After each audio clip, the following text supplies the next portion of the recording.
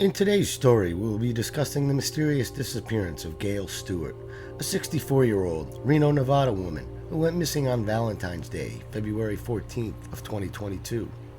Gayle Stewart had been missing since 10 a.m. when her son could not get in touch with her and decided to call some friends to help locate the missing woman. One of her son's friends had a feeling that Stewart was in a certain area and decided to ascend a hiking trail in the Coughlin Range outside of Reno. Authorities described this area as a fairly common area for local hikers with numerous dirt roads to walk along. However, Stewart was discovered on the side of a steep slope, an area where hikers typically don't venture. It remains unclear how the 64-year-old ended up on the dangerous cliff, but it's believed she may have fallen down a slope before grabbing onto a tree and clinging to it. In a dramatic twist, a small search party of friends and family members found her roughly 300 to 400 feet from the road. A rescue team, which consisted of about 28 people, arrived at about 9:15 p.m. that evening and spent roughly 30 minutes pulling Stewart to safety. At the time of her rescue, Stewart was unresponsive and suffering from hypothermia. Officials also reported that she was missing a shoe and had sustained considerable trauma to her legs, although they did not elaborate on the extent of her injuries. Fire Chief Seth Williams of the Reno Fire Department referred to Stewart's rescue as a miracle story, and he shared that the son had called up some friends to help search for her, and one of them decided to head off the cliff, thinking she might have fallen down there. It was then that they found her clinging to a tree. The last thing she said before falling silent was, "Help." For a small department, run roughly 50,000 calls a year, and this one piqued my interest, so I started heading that way. Arrived on scene with a number of family members and people who had been searching for her, and got intel at that point in time she'd been missing for roughly 12 hours. And where she was hiking was a relatively common hiking area, although where she was found was a very unusual area, very steep, something you might consider similar to a double diamond ski run. And that's when we activated our urban search and rescue team. And you can see in the picture we had over 20 firefighters on scene. Paramedics made contact with the patient. She was in pretty bad shape. As the story says, she was clinging to a tree.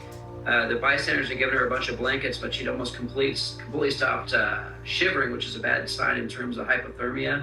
So our paramedics on scene, as well as a local ambulance company, started treating her. She had quite a bit of trauma to her lower legs, missing one of her shoes, so she'd been fighting back for a while. The amazing part, as I said, the friend's son, he said he decided just to go look down this hill for no real reason, hollered out and heard her say, "Help." And that was the last word she said. She was effectively catatonic after that. So it's really close. And for firefighters, we go on way too many recoveries. So to have a successful thing where you get to rescue somebody who is in bad shape, get them quickly to the ambulance, get them warmed up. From the time we made contact with the patient to having her in the back of the ambulance was just over a half hour.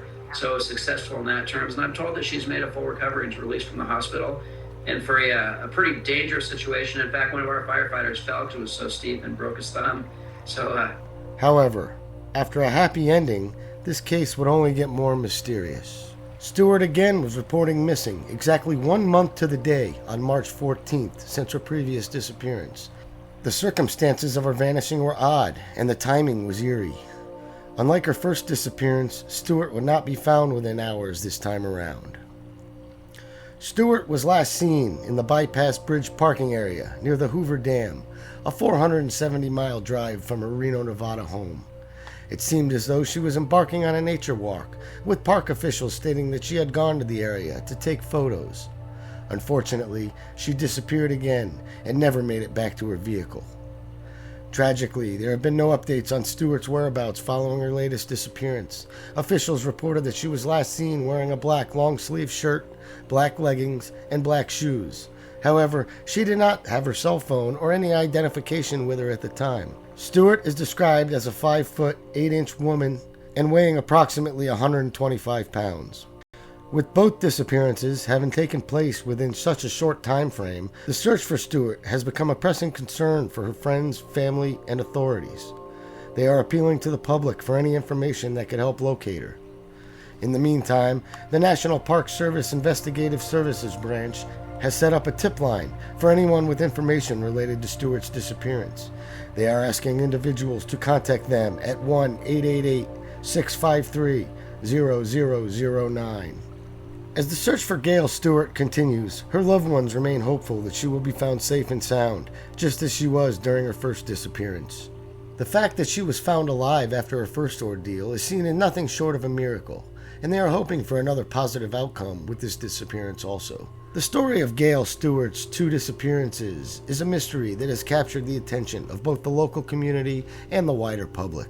While the search for her continues, it serves as a reminder for everyone to remain vigilant and aware of their surroundings, especially when venturing into remote areas. It also highlights the importance of carrying identification and a cell phone at all times. If you've enjoyed this content from Universe of Mystery, please like, share, and subscribe, and hit that notification bell. It really helps me to bring more mysterious stories to you.